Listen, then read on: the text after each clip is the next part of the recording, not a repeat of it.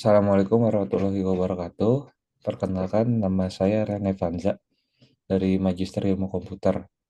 Untuk tugas pada kali ini saya mengajukan judul pembuatan mobile aplikasi pada koperasi untuk pengajuan pinjaman. Lalu untuk PPT atau presentasi yang saya bawakan ada latar belakang, penyelesaian masalah, kesimpulan, dan daftar pustaka.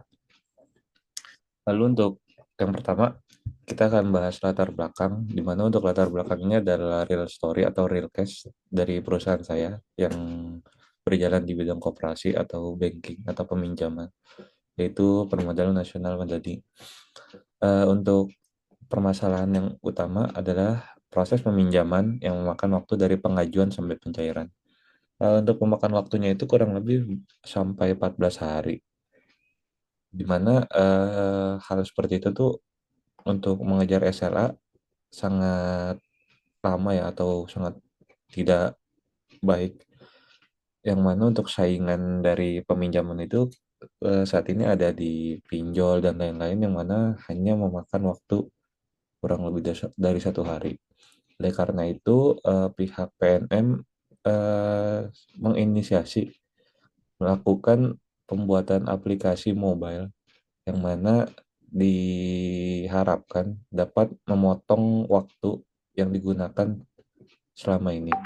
Waktu-waktu yang memakan waktu sekarang atau yang saat ini terjadi adalah di mana nasabah dan karyawan PNM itu bertemu di kediaman nasabah, di mana untuk karyawan PNM itu harus kembali ke kantor untuk menginput data. Untuk menginput data, lalu mengajukan pengajuan, lalu di-approve dan lain-lain itu harus di kantor. Di mana untuk kantor cabang atau kantor pusat itu tidak dekat dari kantor atau rumah nasabah.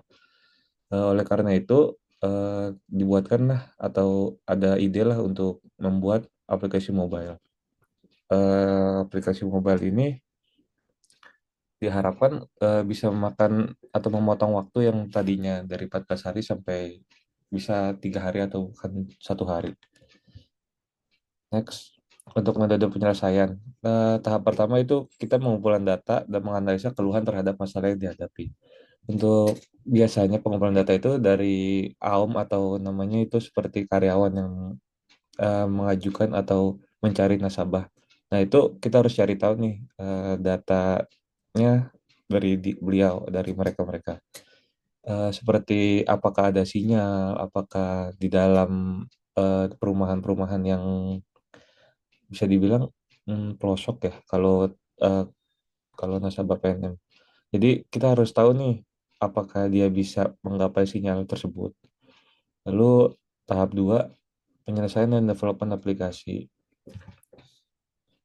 Next, hasil diskusi untuk arsitektur kita menggunakan React Native sebagai front end dan Golang sebagai back end. Alasannya untuk React Native karena cukup familiar atau bahkan bisa dibilang paling top lah untuk Android mobile saat ini.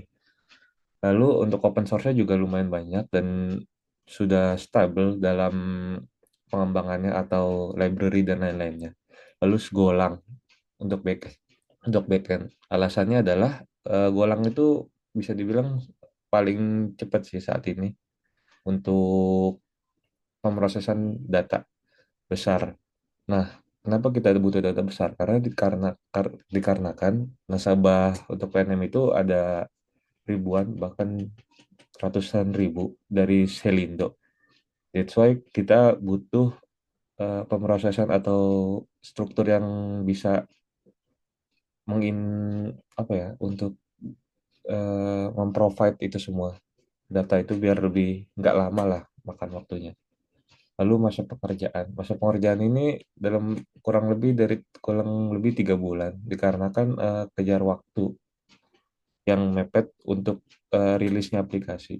Indikator keberhasilannya adalah menurunkan waktu proses pengajuan pencairan pinjaman yang mana tadinya bisa 14 hari bisa dipotong menjadi 1 hari bahkan atau 2 hari dan 3 hari. Itu adalah indikator keberhasilan atau tujuannya eh, aplikasi ini dibuat. Oke, Nextcheck itu ada daftar pustaka yang mana menjadi landasan penelitian kali ini.